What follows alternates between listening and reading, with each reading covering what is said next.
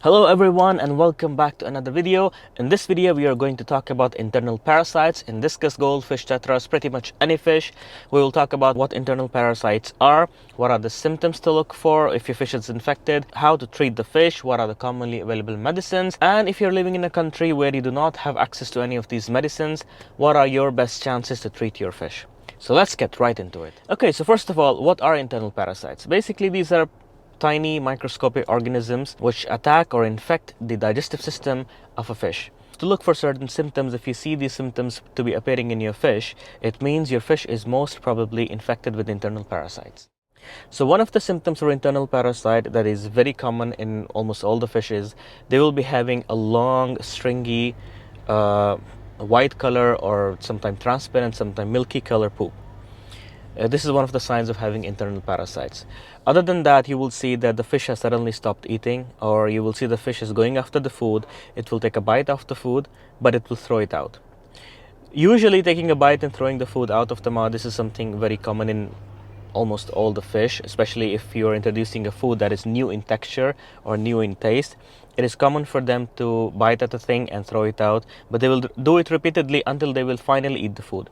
But in case of having internal parasites, the fish will take a bite of the food, but they will not eat it. They will keep spitting it out, and you will feel that the fish really wants to eat the food, but for some reason it's not able to. It will take the food and it will spit it out. This is one of the signs of having internal parasites. Other than that, you will see that the fish is not eating at all, and it's slowly getting emaciated. It is slowly getting thin and thin and thin. If you talk about discus, you have to look at them from the front. Usually a healthy discus is very thick from the front, but once they're infected with internal parasites, and even though if they are eating, the food is really not affecting their body. Maybe because it's going towards the parasites living inside the fish and not really contributing to the health of the fish. So you will see that the discus starts to get thinner and thinner and thinner from the front. So this is one of the good signs if you're keeping discus, to keep an eye on the general size of the fish. If your eating schedule has not changed, but you see that the fish is getting thin and thin and thin, it means most probably they're infected with internal parasites or worms. Other than that, another symptom of having internal parasites is having a hole in the head. This is very common, especially in discus, and in many cases it happens when you're feeding them bloodworms for a very long time. Now, if you're having fish that are of a different body shape, not like discus, if you're having long-bodied fish like swordtails, platies, and mollies, and this, or even goldfish like comets, you will see that the belly of the fish starts to cave in. This is one of the signs of internal parasites also. So if you're seeing any of these symptoms, all of them together, these are pretty much all the signs you need to know that the fish are infected with internal parasites.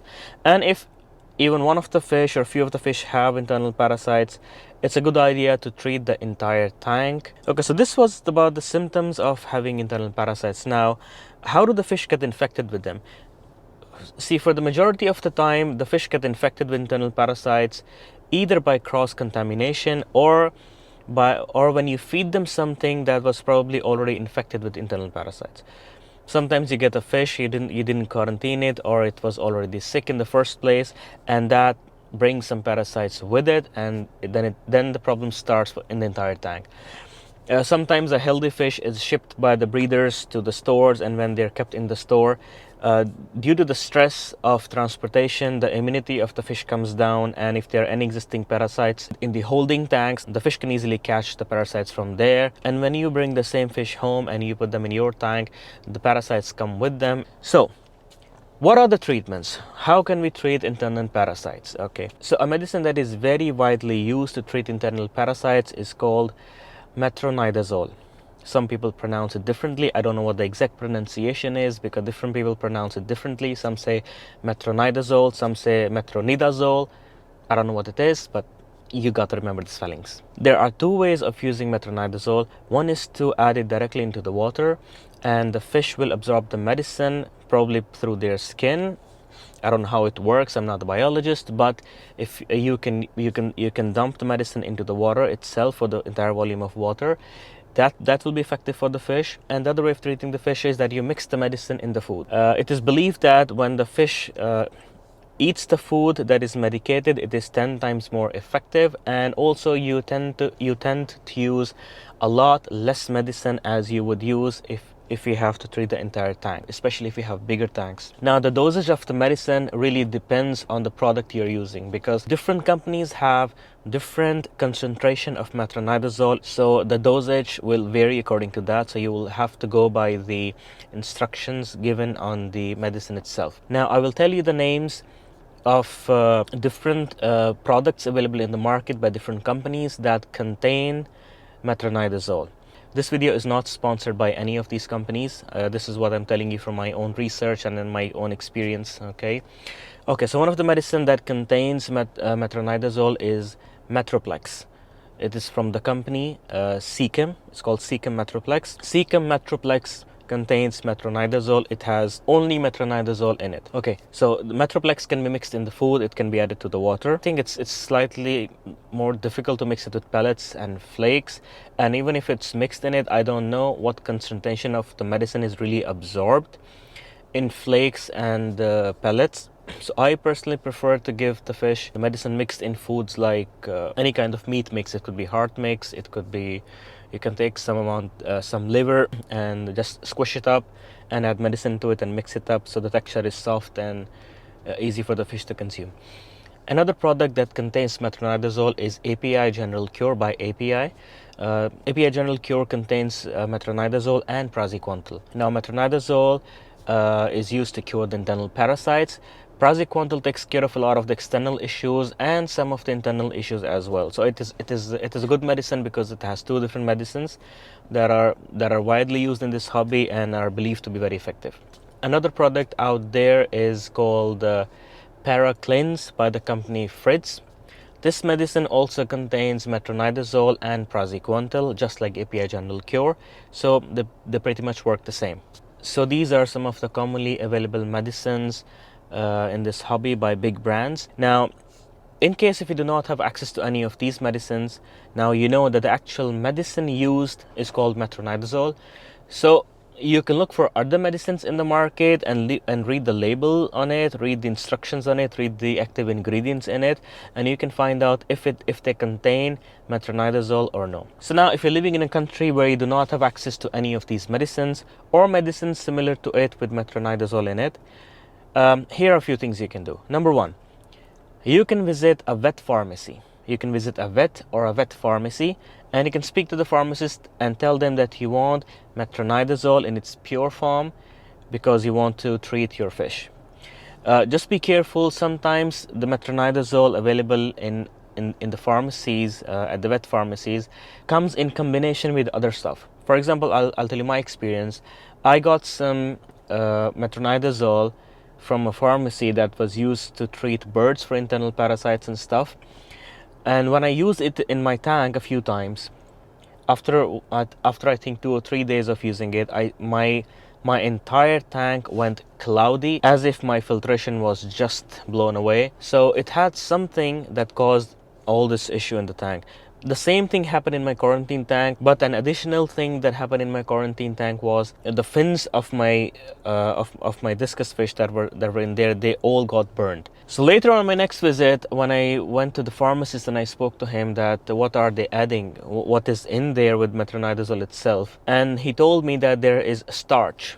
They're adding, not them, but the company that was making that form of metronidazole, they had starch in it. So the medicine had starch and metronidazole in it. So every time I was adding metronidazole in the tank, I was also adding starch. So that caused a huge bacteria bloom in the tank, and it had some ill effects in the quarantine tank, and my main tank got entirely cloudy and covered in fungus. So if you're taking metronidazole from a pharmacy or any other source, make sure it's pure metronidazole and it doesn't has anything else in it that could affect negatively to your tank or your fish.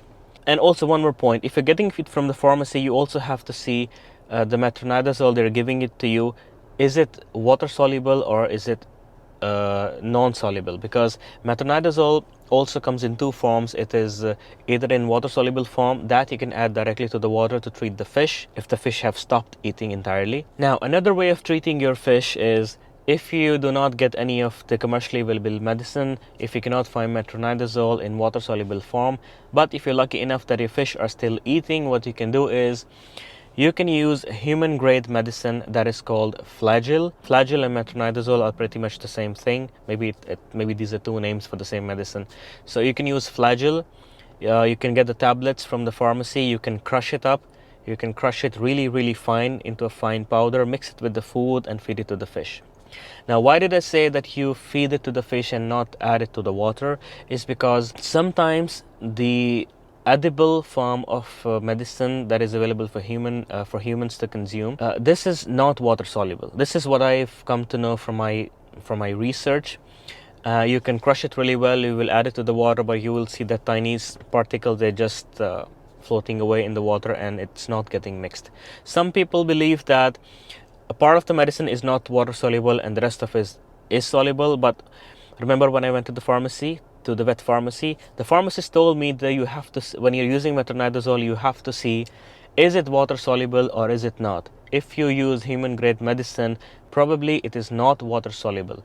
So if you crush it up and add it in the water, it will pretty much not do anything for your fish.